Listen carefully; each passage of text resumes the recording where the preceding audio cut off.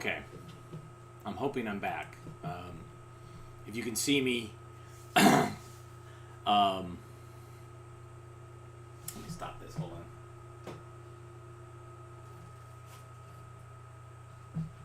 All right. So I was showing you this thing, and then OBS crashed, just straight up crashed. I was trying to adjust the color correction on the webcam, and everything just went. So, anyways, before that, you guys thought that there was a technical problem, but it wasn't. Essentially, where is it? All right. This is a reel of film that came from what we call a title house. They printed the title, the dedication to Stephen J. O'Donnell. And so it was just that over and over and over and over again.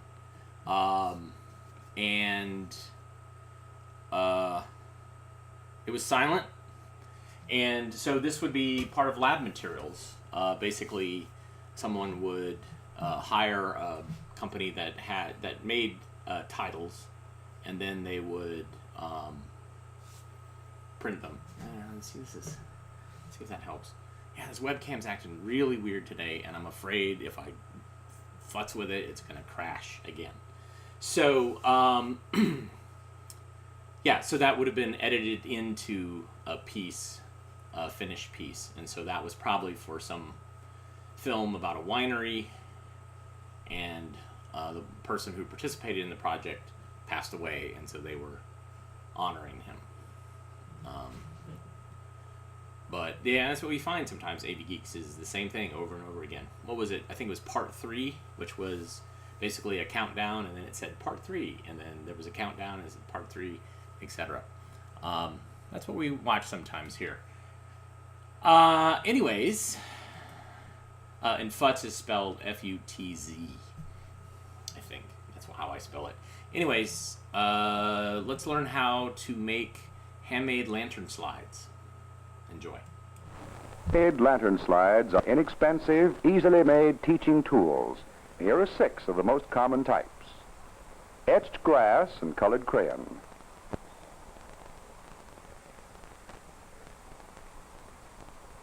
Gelatin-coated glass with India ink. Frosted plastic and pencil.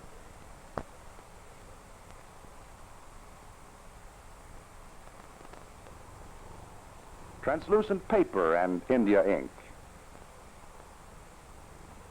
Cellophane, typed with carbon.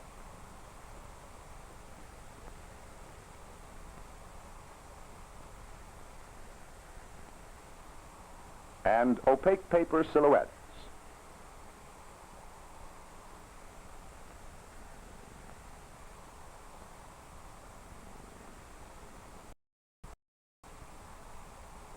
Primary and kindergarten teachers find silhouette slides especially suited to their grade levels.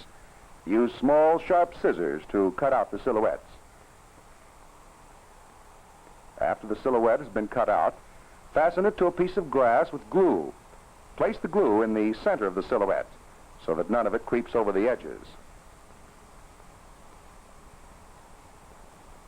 Cover with another piece of grass and bind the ends with a temporary binding to make projection easy. Paper tape can be used for binding. Cut off the desired length and dampen slightly.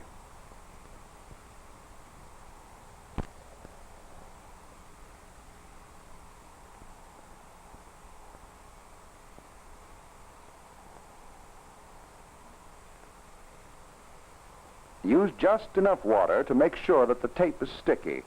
Otherwise, the water will creep between the 2 pieces of glass and show in projection.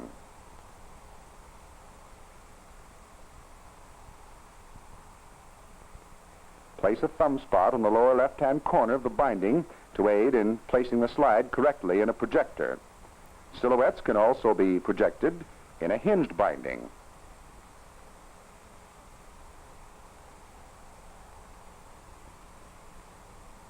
Sheets of colored cellophane add to the interest of the slide and cut down illumination of the background. Silhouettes should be made with clear outlines. Another very simple slide is one made with glass marking or ceramic pencil on a clean piece of glass. The glass is placed over the drawing. The picture is traced with a ceramic pencil, which must be quite sharp. Use a firm pressure. Do not remove the pencil from the glass until one line is completed. Otherwise, the wax will pile up at these points.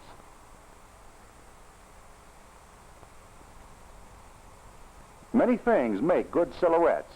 Pictures from magazines, opaque paper, and flat objects such as leaves. They can be projected in a hinged binding. Simply two pieces of glass fastened together on one side. Silhouette slides are the simplest of all to make. Primary children enjoy making them from opaque paper and magazine pictures. Keep the outlines simple so that the silhouette can be identified. The elementary teacher will find many learning situations in which the handmade slide can make a definite contribution. For example, language arts and social studies. It's well to build up a file of pictures from magazines and supplementary reading material. An easy way to check the dimensions of the pictures is to use a margin guide the same size as a slide with a half-inch frame.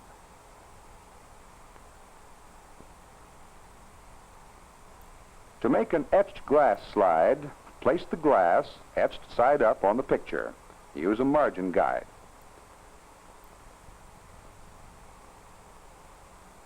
A medium hard drawing pencil is best for initial tracing. Sharpen with a rotating motion on fine sandpaper. Wipe the point free of dust. This will keep pencil smudges off of the plate. Place a blotter under the hand to protect the plate from fingerprints or smudges. Make the initial tracing with very light, clean lines. If too many errors are made, the best thing to do is to wash the glass and start over. After the tracing is completed, check it over a white paper. The very light lines can then be darkened and shading added. The shading is applied with soft brushing strokes with the hand moving in the same direction. The best way to check the slide is to project it frequently. Handle the plate by the edges at all times to protect it from fingerprints.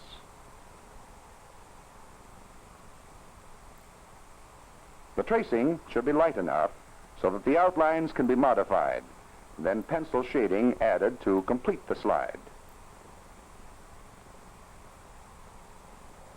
Color, used correctly, adds interest to a slide. It's easily applied with special slide crayons. To begin, center the plate on the picture. Use a margin guide to protect the plate from fingerprints.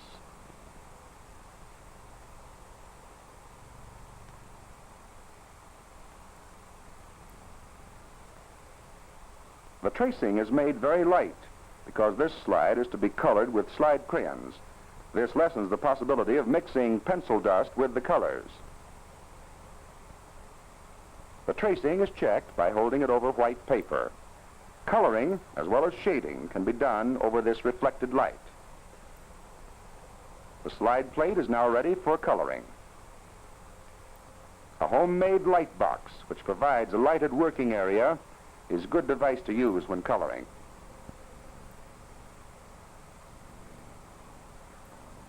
The coloring is done with special slide crayons, which produce a soft, clear color when projected. The color is applied with a brushing motion, using even strokes which move in the same direction and touch or overlap. If spaces are left, the white light will shine through and give a distracting effect when the slide is projected. The crayons must have a sharp point. Use a clean piece of sandpaper for each color and sharpen with a rotating motion. Wipe the points free of dust. The color is applied right up to the pencil lines. Too heavy crayon application will project as shiny streaks. Black pencil shading over crayon deepens the tones and adds much to the drawing. This shading is done as the last step. A slide that is used many times should be protected with a permanent binding. Use gummed tape. Fasten one end to the table, gummed side up. Cut off a piece about 18 inches.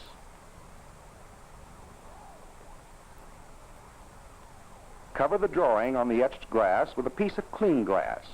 Hold the two pieces firmly together.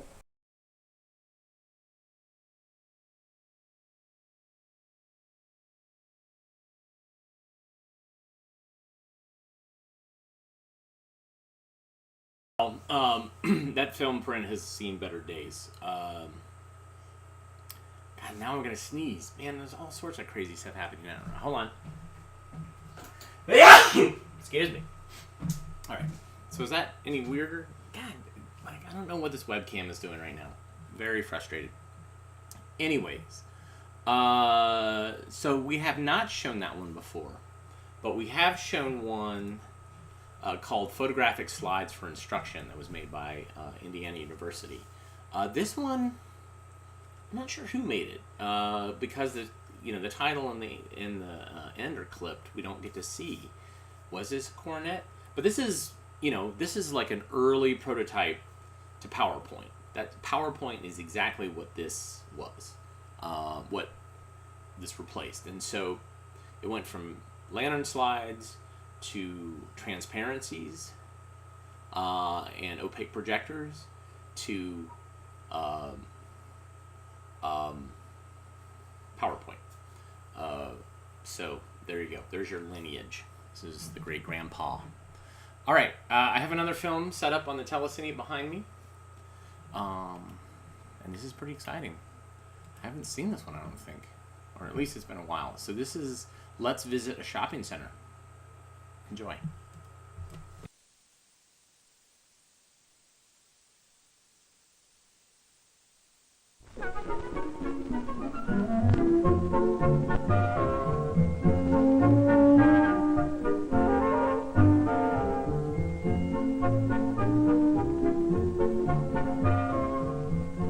This is a shopping center. A shopping center is made of many stores close together.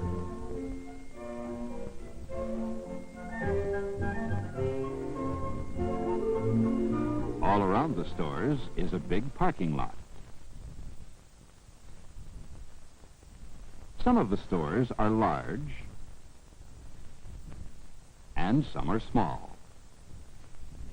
In these stores, people can buy most of the things they need.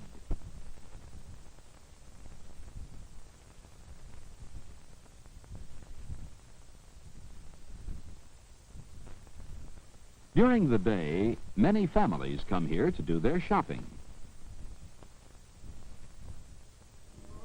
But early in the morning, before the stores are open, the shopping center looks empty.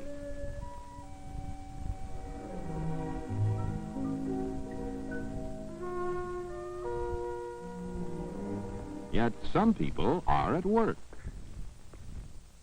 One of the shopping center guards checks the doors to make certain they are locked.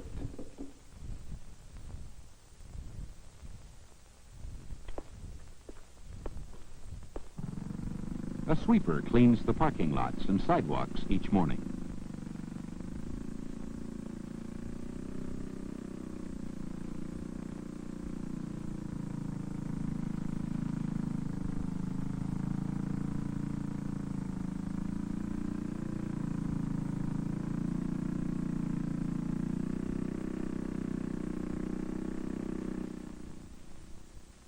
Another worker washes windows, so the stores will be clean and attractive.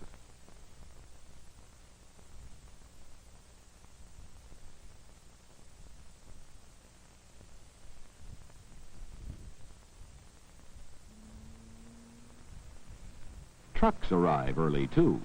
They bring many different things to be sold in the stores.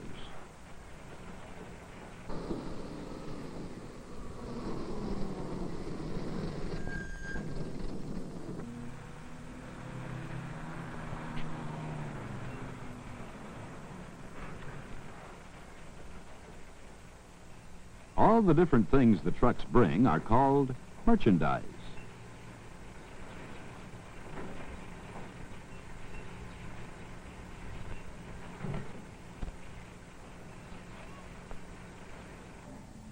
Because the shopping center has many kinds of stores, the trucks bring many kinds of merchandise.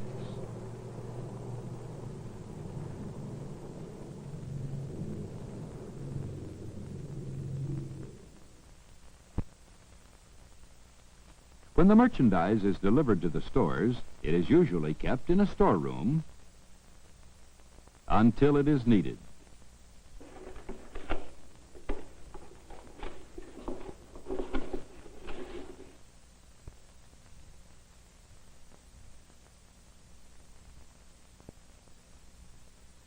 Then a clerk puts price tags on the merchandise and it is placed on shelves in the store.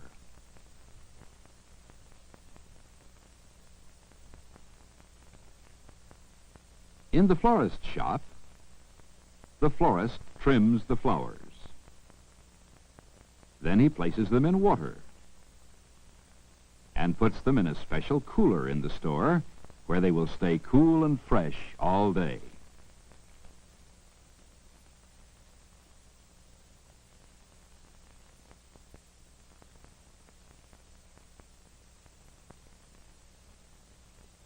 In the shopping center's supermarket, workers are also getting ready for the day's business.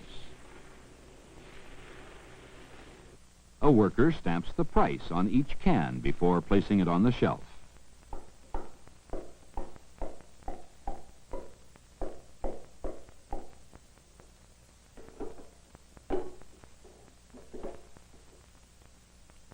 In other parts of the store, workers are busy putting out fresh vegetables and fresh meats for the customers.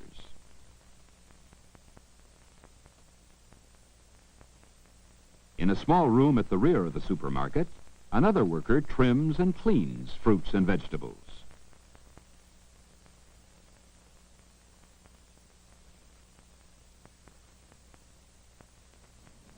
After the stores are open, many people come to shop.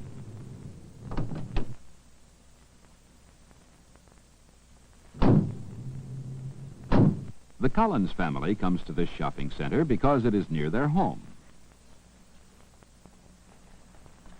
They like to shop here because there is plenty of free parking space near the stores, and because here they can buy most of the things they need.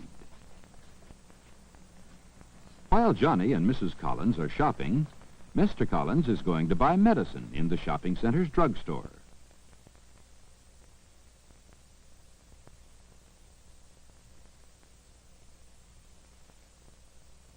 The medicine will be prepared by this man.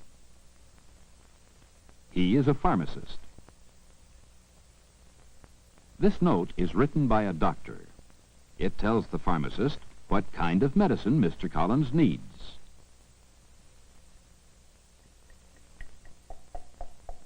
The pharmacist prepares the medicine very carefully.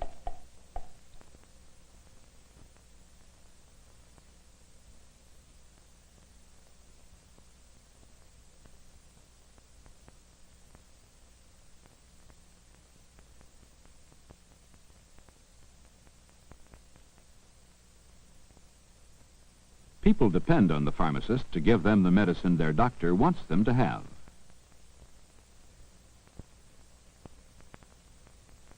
Meanwhile, Johnny and Mrs. Collins are going to shop in the big department store. Many kinds of merchandise are sold in the department store. This is the children's clothing department. Mrs. Collins will buy Johnny a sweater here. Many people work in the department store. A saleslady helps Mrs. Collins pick out the sweater.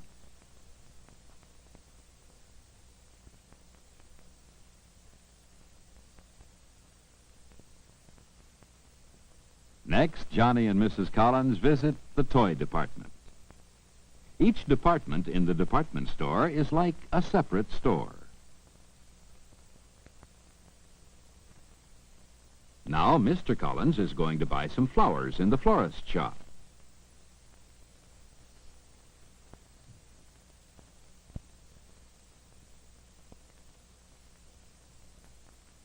The florist shop, like most of the other small stores in the shopping center, sells only one kind of merchandise.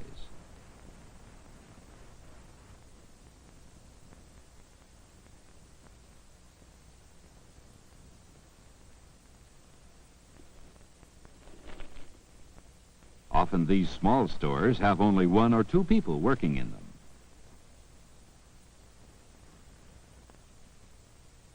While Mr. Collins buys flowers, Johnny and Mrs. Collins are going to buy food in the supermarket.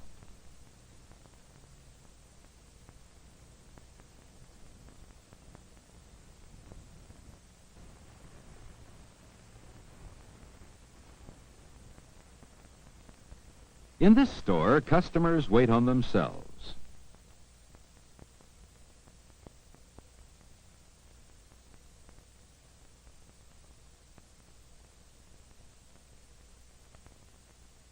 They pick out the things they need. Then they go to the check stand.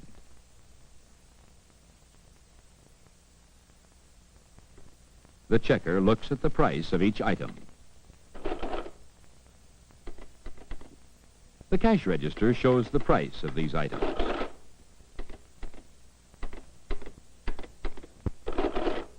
Then it adds them all up to show Mrs. Collins how much to pay.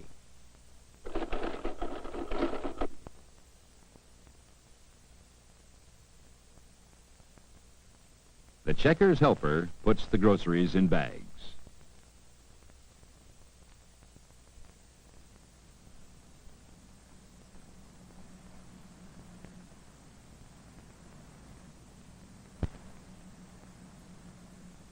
The Collins family shops in the shopping center because it is near their home.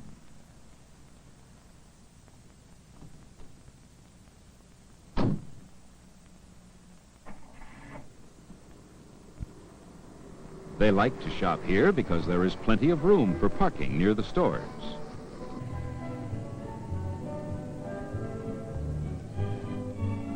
And because here, in one place, they can buy almost everything they need. Shopping centers, people who work in them, are an important part of many communities.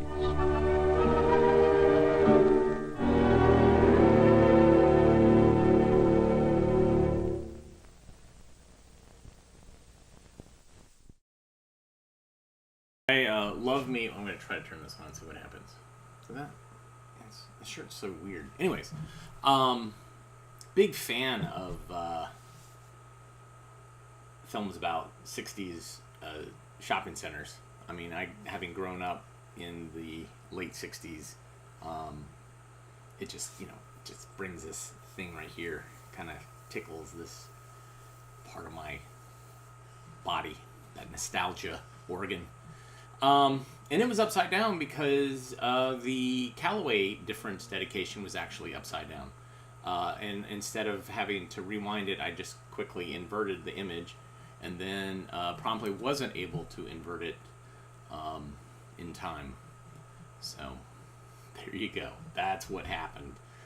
I blame pollen for all the technical problems today. It's causing OBS to be weird and crash, and it's causing the webcam to crash, causes me to sneeze occasionally. It's making all of our cars in Raleigh, North Carolina green. Just not great. Don't like it. But what I do like is learning about number systems. And that's what this next film is about. So enjoy.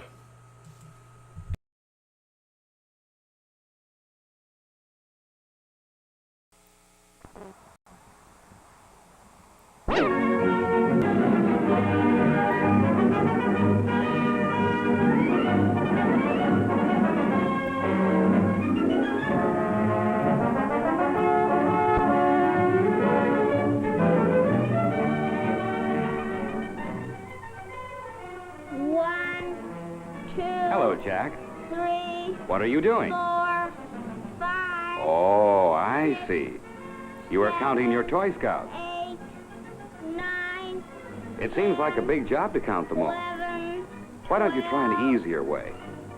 Try putting them first in groups of 10 ones. Count each group of 10 separately, and then count the ones left over.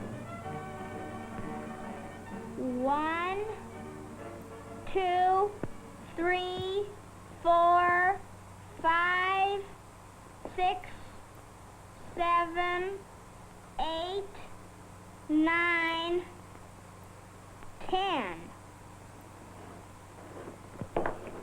That's the idea. Well, go on. 1, 2, 3, 4, 5, 6, 7, 8, 9, 10.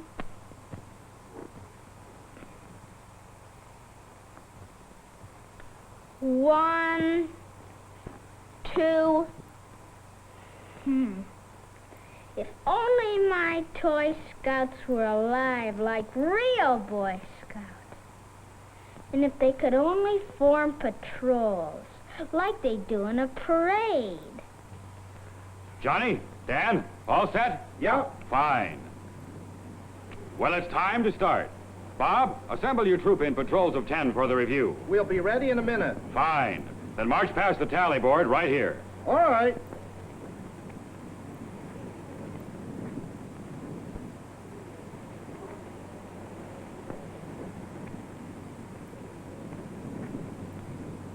Right there. Jack, Sir! climb up there and make a record of the number of scouts as the patrols march past. Yes, sir! This will make the records easier to keep. I'll make marks on this side for the groups of 10s and marks on this side for the 1s. Count your patrol. 1, 2, 3, 4, 5, 6, 7, 8, 9, 10. 10 scouts in this patrol. What patrol of 10? This mark stands for that patrol of 10 scouts.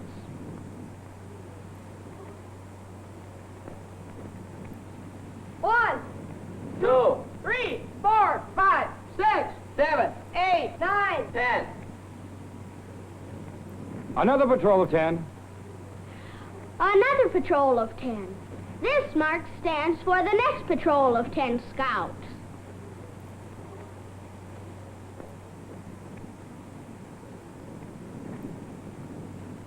1, 2, 3, 4, 5. That's all.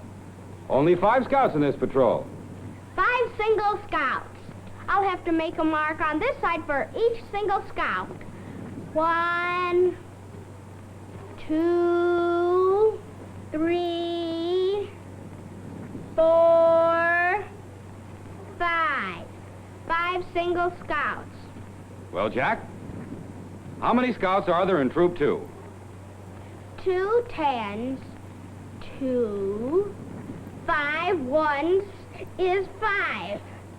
Let's see. 25! Well done.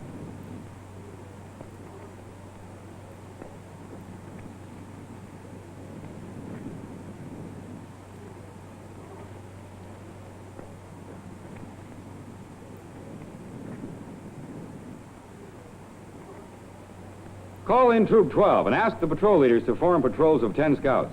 Yes, sir. Hey, Jim, John, Paul, Steve, get your patrols together. Each patrol should have 10 scouts.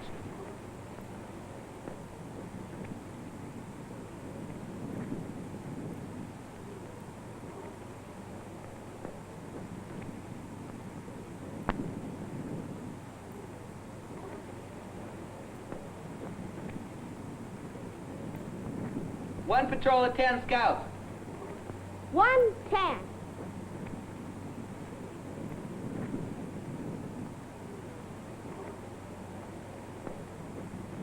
1 patrol of 10. Another patrol of 10.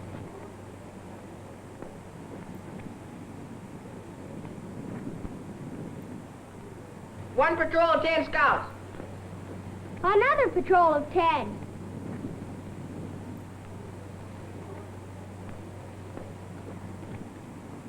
1 patrol of 10. Another patrol of 10.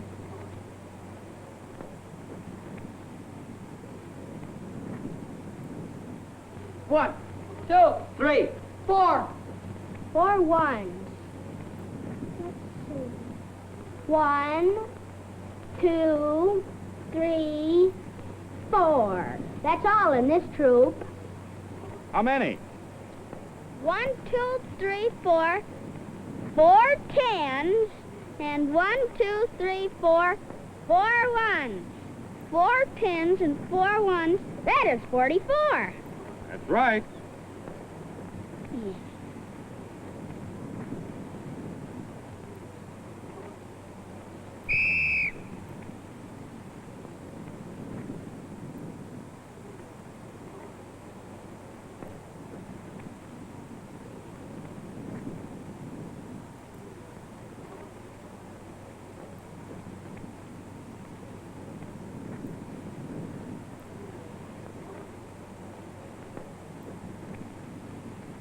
One patrol of 10 scouts. 110.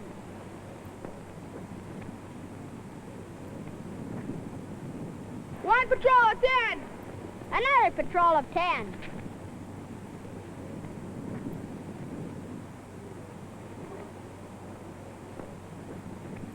One patrol of 10 scouts. 110.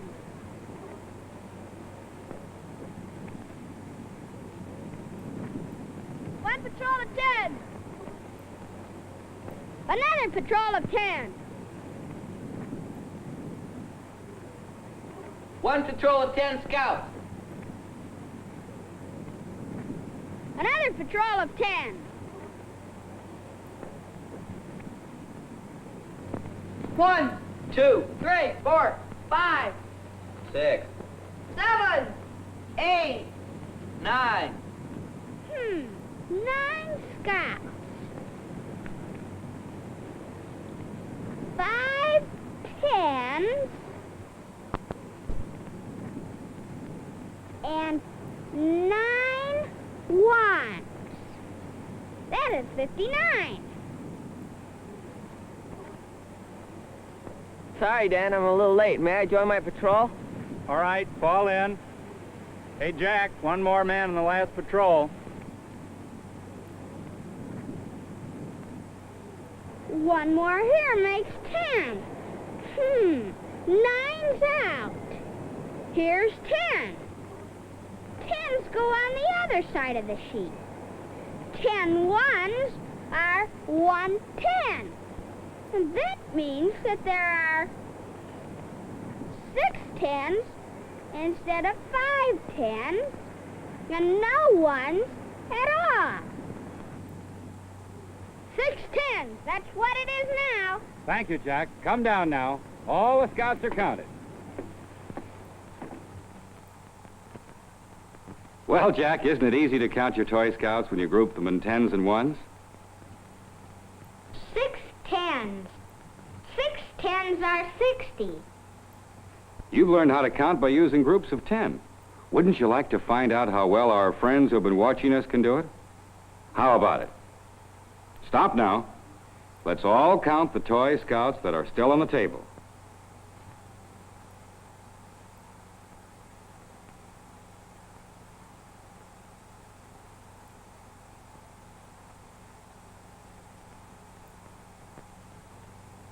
How many 10s?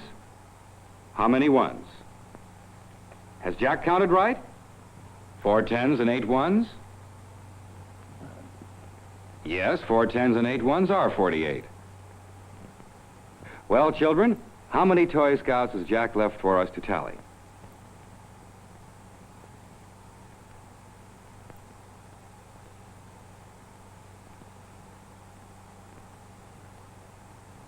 Take a good look. How many 10s? How many 1s? Did you hear what our friends are telling us? 3 marks on this side for 10s, and 7 on this side for 1s. 3 10s and 7 1s. How much is that? 37. You are doing very nicely. How about some more? What did you say, Jack? All right. How many has he left on the table for us to count this time? How many 10s?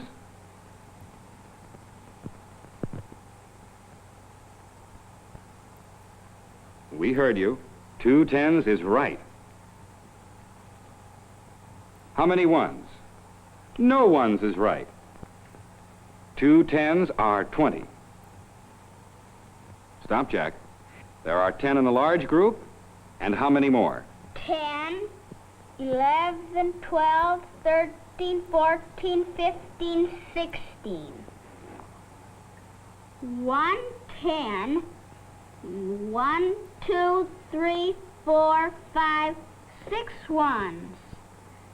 16. 16 is right, isn't it?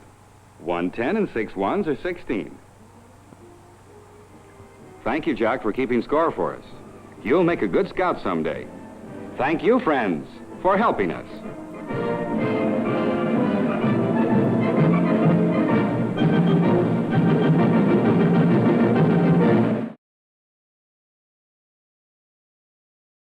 So that was pretty great. I like taking that footage out of context. It's really, it feels like something has to happen to that footage. So thank you, Mitch, for coffee. Coffee is a great way to support us. Also hitting like, thumbs up, subscribe, and telling other people what we do. That's great. But right now, let's find life.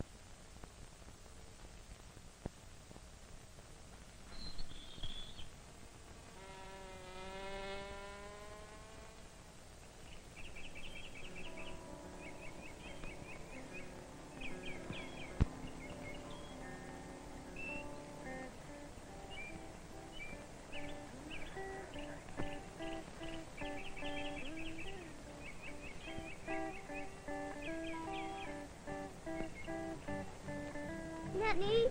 Mm-hmm.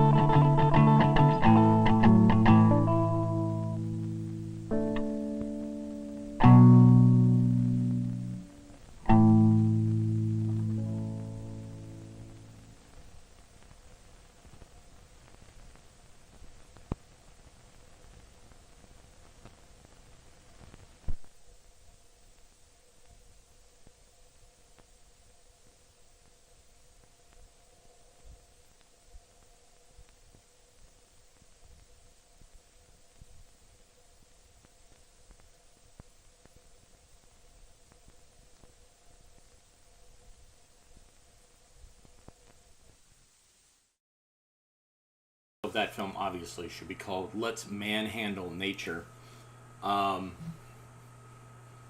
Beautiful footage, you know, no narration. That's definitely a 70s thing, early 70s thing. Great soundtrack, but oh boy, there was a lot of picking up and touching and all that stuff, and don't necessarily want to know what happened to those animals and insects after the fact, and how many didn't survive, and other footage. Anyways, got one last film. I thought that was going to be the last film, but it was short. So here's a film about California missions. Not emissions, missions. Enjoy.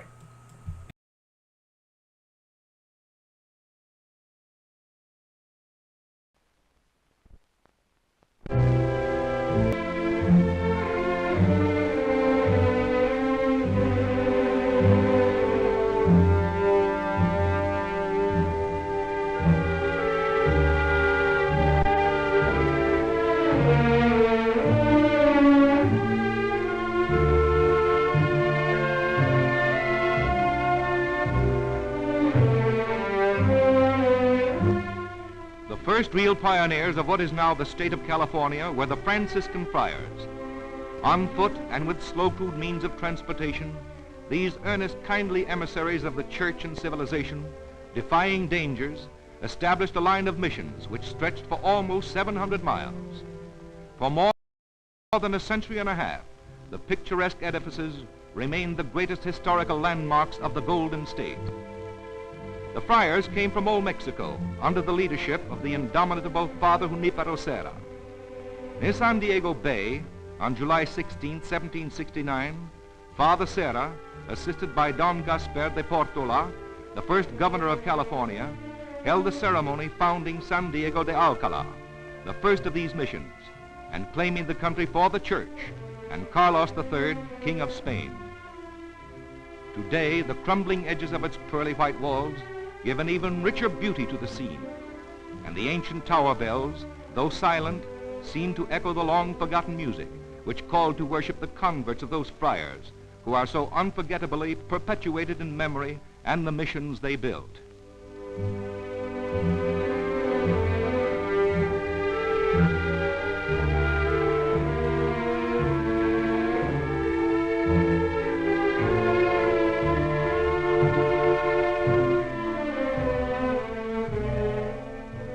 Although this unexplored land was fabulously known to the Spaniards as Island of Amazons, the terrestrial paradise, to journey through the country meant constant hazard of being massacred by hostile Indians. But neither danger nor difficulty restrained these holy men in their peaceful conquest.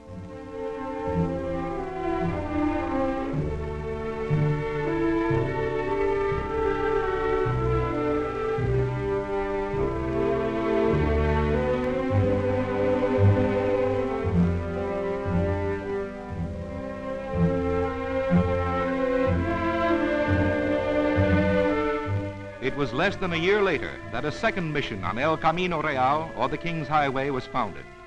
This was San Carlos Borromeo on Monterey Bay.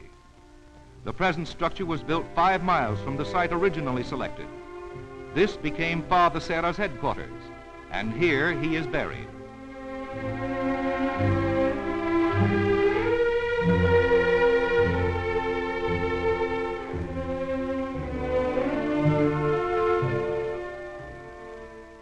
In their further journeys, little wonder it is that the pioneering friars were loath to leave this mission in the pleasant valley of Carmel.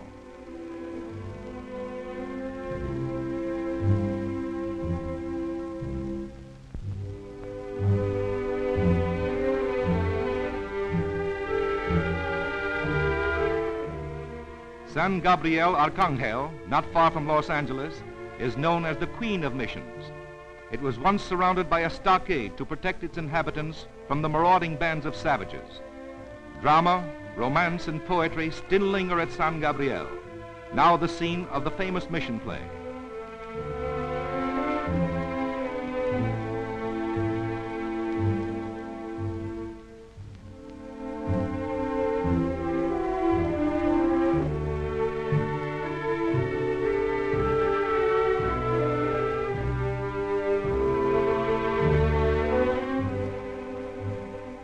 It was from San Gabriel Mission on September 4th, 1781, that a small detachment of soldiers, priests, and 44 settlers formed a procession to dedicate formally the tiny plaza of a new town and named it Pueblo de Nuestra Señora la Reina de Los Angeles. San Juan Capistrano is considered one of the most beautiful of all these missions. The first attempt to establish it ended in failure. And when finally completed, an earthquake which occurred during a religious service shook the beautiful building into ruins and killed many of the congregation.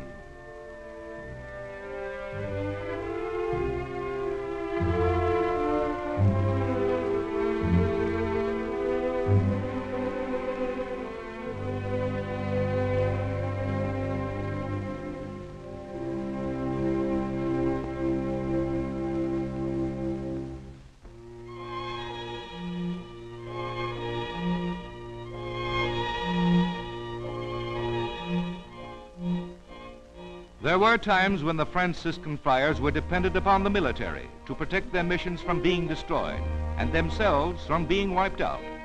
Although much of their traveling was done alone and unarmed, their object was to make friends of and convert the native inhabitants rather than to subjugate them with force and violence.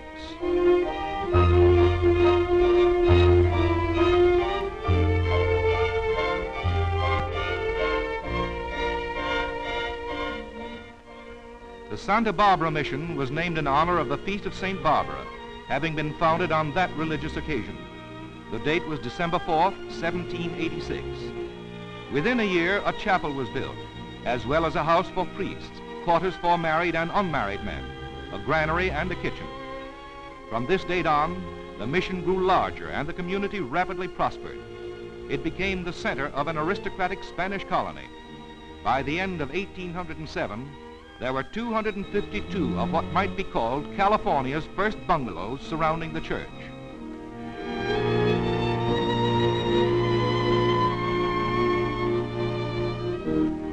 The mission of San Juan Bautista was founded on June 24, 1797, on the day of the feast of St. John the Baptist.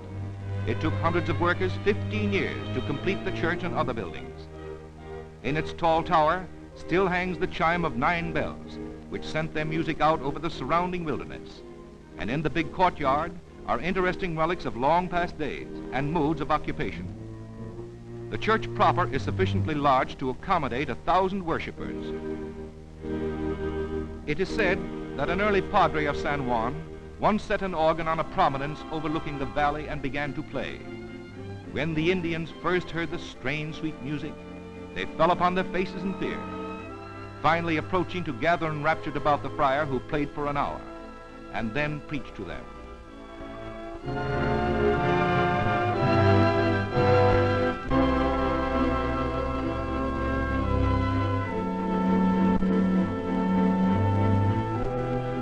The mission of San Fernando Rey near Los Angeles was dedicated to San Fernando III, King of Spain.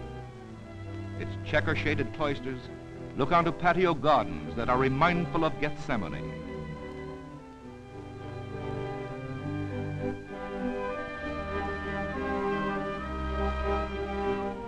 In the midst of this quiet sanctimony stands a statue of Friar Junipero Serra, whose accomplishment was far more than religion, and who built in California even a greater monument than any and all of his missions. Even the soft breezes in the palms and gnarled branches seem to join in a Te Deum of praise to those patriarchal sages who pioneered the Golden State. And no matter what one's creed may be, respect and reverence is undeniable.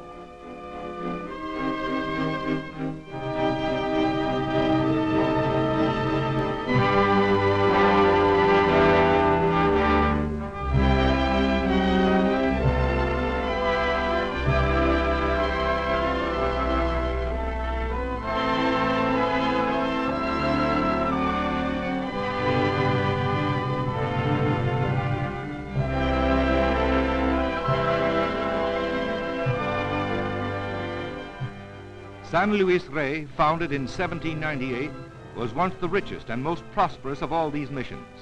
But today, little is left of the original palatial structure except crumbling pillars and broken arches. Its main facade, borne on 32 great square pillars supporting arches, is little more than a white skeleton of its former beauty. Padre Perry, the friar who designed the buildings and supervised this mission, labored for 30 years to build a tiny empire in the wilderness.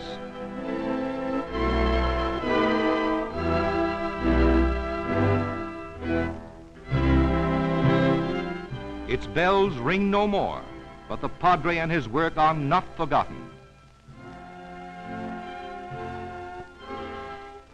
Near the ruins of the original mission has been erected an attractive building in keeping with the architecture of the old ones. This is now appropriately used as a college for the training of missionaries for the field.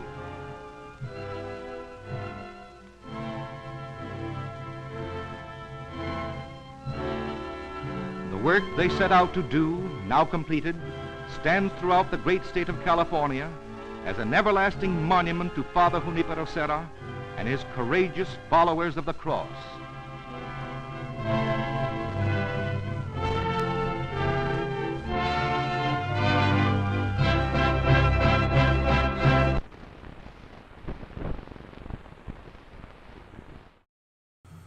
Wow. Yeah. There you go. California Missions by Van Buren Films. That probably would have been a theatrical short, and also was distributed, obviously, for distribution via libraries and other means. 1937. Thanks for joining us today and watching. I saw a lot of new faces. This is something we do every weekday. Mostly we do it live, provided I'm in at the archive, and also provided I'm not sick.